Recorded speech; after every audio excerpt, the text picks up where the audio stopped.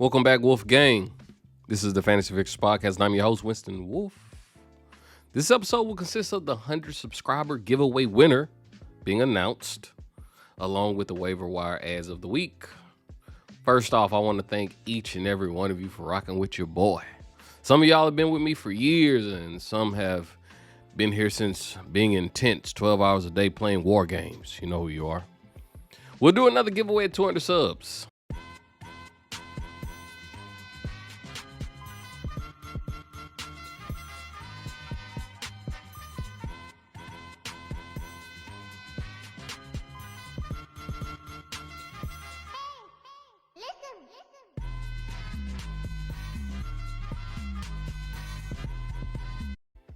Hash Slinger Hasher, or is that Hash Slinger Slasher? I think it's Slasher.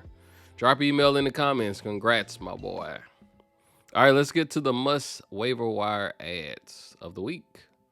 Coming in at number one, the QB to add is Justin Fields of the Chicago Bears. Now, this is certainly a better move in leagues where it's 4 points per passing touchdowns, but Fields rushing in the last 3 games have been 88 yards, 82 yards in the touchdown, and 60 yards in the touchdowns. As crazy as this sounds, I'm taking Fields in this rushing over Rodgers and Brady right now. And he's had a solid game against the Cowboys last week, in which they're one of the best defenses in football right now. He just had to learn how to touch the player when he's down instead of leapfrogging over him. I was playing Michael Parsons last week, so that angered me. Do better.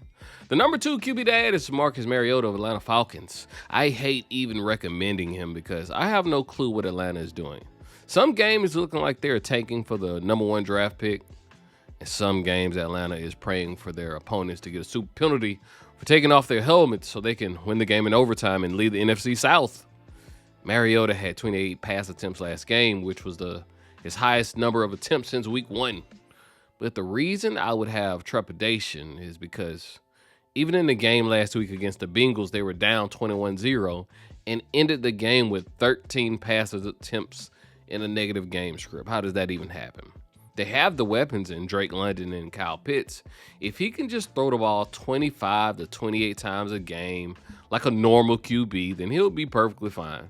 But it's bye-week season, so you might not have better options at this juncture of the season.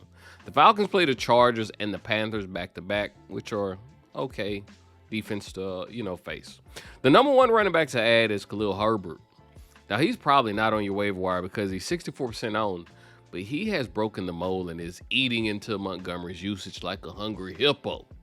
Back-to-back games with a TD. And last game, he had 16 carries to David Montgomery's 15. But let me tell you why this is a Michael Myers pickup. Yeah, it's that scary. Montgomery still owns this backfield. David Montgomery played on 11 third downs to Herbert's 3. He also played on all of the short yardage downs, all of the goal line downs, and the 2-minute drill. So I'm reluctant to make him the number 1 add, but this list is kind of skimpy this week by not being any running back injuries for this past week. The number 2 running back to add, and this feels like getting an old battery out of the junk drawer to put in the remote.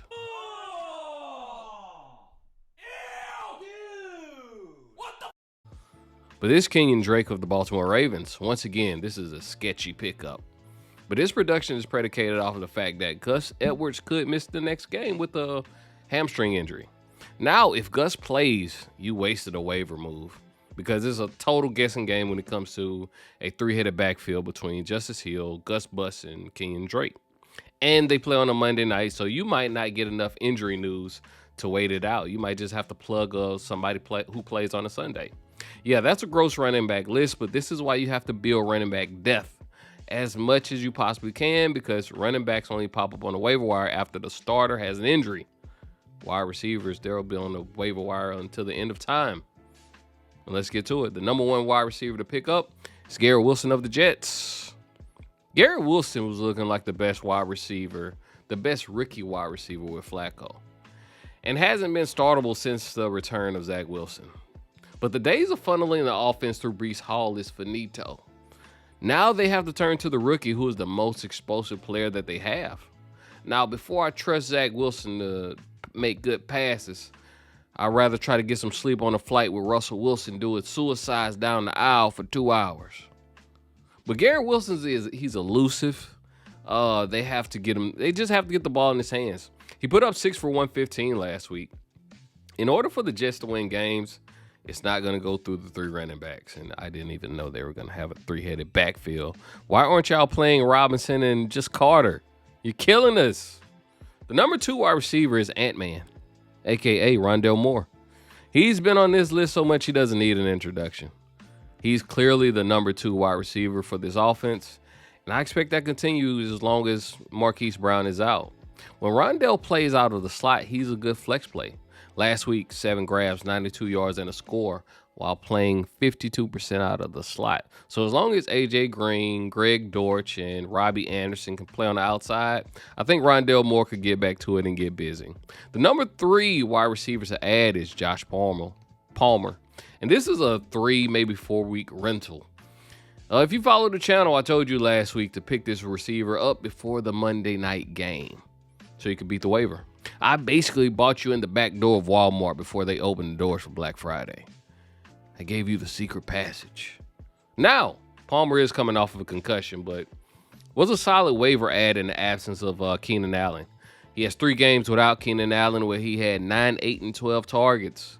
So they do feed him when he's the wide receiver 2 on this team, which is the Chargers. I don't think I mentioned that.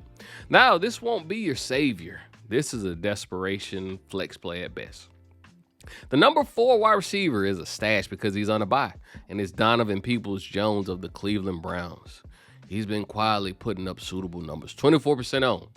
He's put up double-digit PPR points in 4 of the last 5 games. This is what you have to do here, though. Don't make a waiver claim for him because he can't help you this week. Pick up a player that helps you this week that you can put in your starting lineup if you need to. Now, before the Monday night game, if you have a player that you know you're going to drop, go get Donovan Peoples-Jones before he makes it to the waiver wire. The number 1 tight end to add is Evan Ingram of the Jacksonville Jaguars, and he's 43% owned.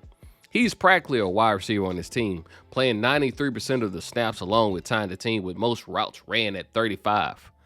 That's 3 more than Christian Kirk. The Raiders have been bad against tight ends since Shannon Sharp was playing. That's who they're facing this week. So Ingram is a top 12 tight end plug and play. The number 2 tight end he was in last week's episode, and Greg Dortch. I'm pretty sure I'm butchering that.